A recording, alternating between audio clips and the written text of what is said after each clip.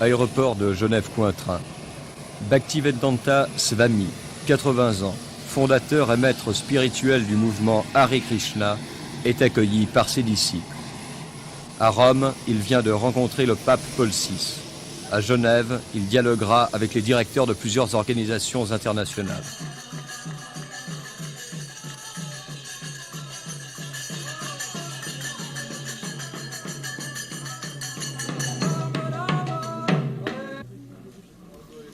Le mouvement, très étendu aux Indes, commence à prendre de l'ampleur parmi les jeunes occidentaux.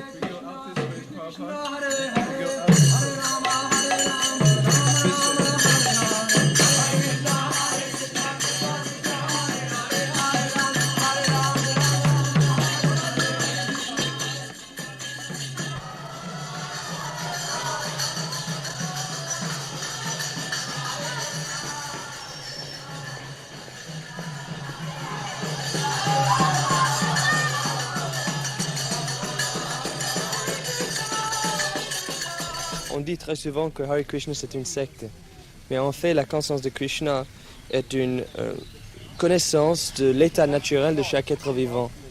C'est-à-dire que nous sommes par nature âmes spirituelles, selon les Écritures, toutes les Écritures du monde, pas seulement les nôtres, et que le but de la vie humaine c'est de regagner, si vous voulez, notre conscience perdue de cet état. Alors la conscience de Krishna est simplement un processus déjà expérimenté en Inde parmi des milliers et des milliers d'années, efficace, sublime et simple, qui nous aide à raviver cette conscience perdue.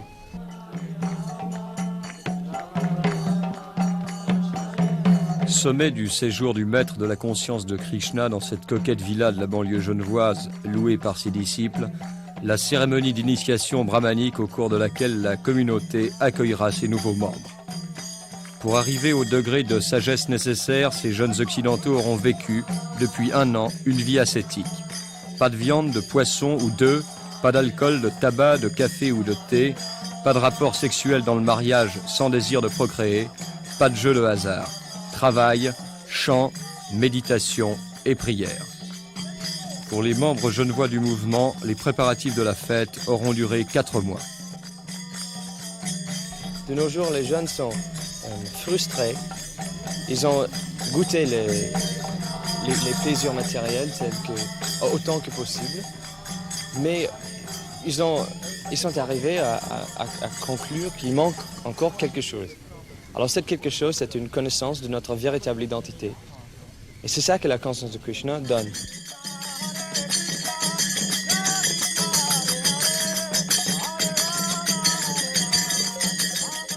Comme chaque personne, je me pose des questions, les questions fondamentales de la vie humaine. Qui je suis, quel est le sens de la vie, pourquoi il y a la naissance, la maladie, la vieillesse, la mort. Et de cette manière, je me posais ces questions et j'ai compris que dans la philosophie Hare Krishna, ça y répondait.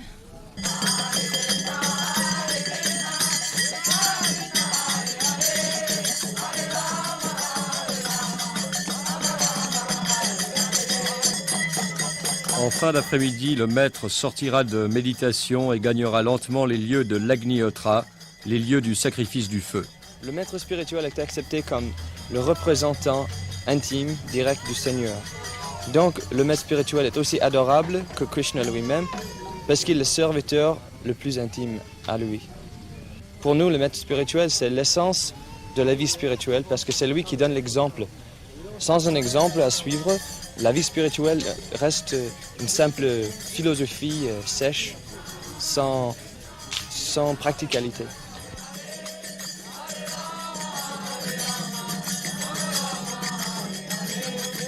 Quelle est la signification de ce maquillage que vous avez sur le nez? Ça veut dire que je ne suis pas ce corps, je suis l'âme spirituelle à l'intérieur. Ce corps est comparé à un vêtement. Et un vêtement, il s'use, et quand il est vraiment usé, on jette et on en prend un autre. C'est la même chose pour le corps. Il y a la naissance, la maladie, la vieillesse, la mort. Ce jour-là, 5 candidats à l'initiation. 5 à avoir promis de tourner 16 fois leur chapelet pour purifier leur conscience et à se purifier encore par le contact de l'eau, représentation symbolique de Vishnu.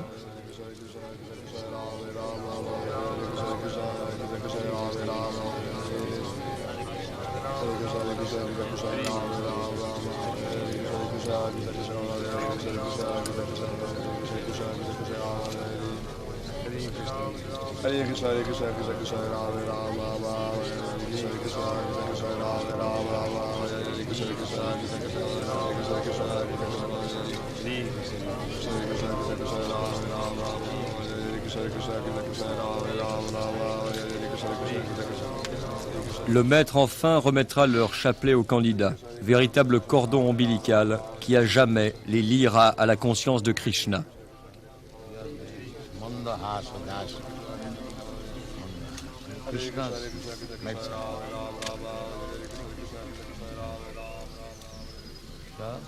Now begin Yajna.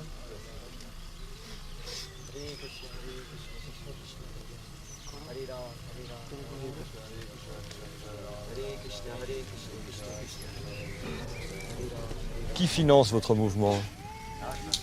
Pour maintenir nos temples et pour continuer avec nos activités, les dévots de Krishna ont établi des usines, des commerces de parfums et d'encens, Spiritual Sky, qui gagne pas mal, qui est très populaire.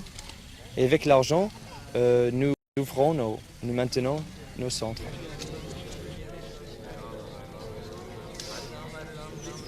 Les poudres de couleur disposées de façon symétrique devront représenter l'harmonie avec la vie spirituelle qui, ce jour-là, commence vraiment pour les initiés.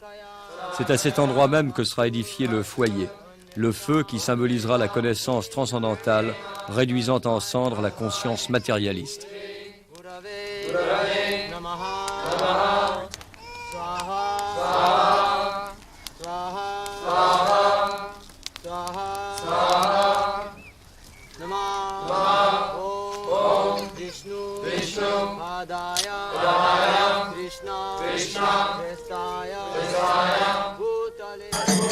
Les meurtres d'animaux étant interdits par les Écritures, c'est d'abord des graines de sésame, puis des fruits que les nouveaux membres jetteront dans le feu en offrande à Vishnu.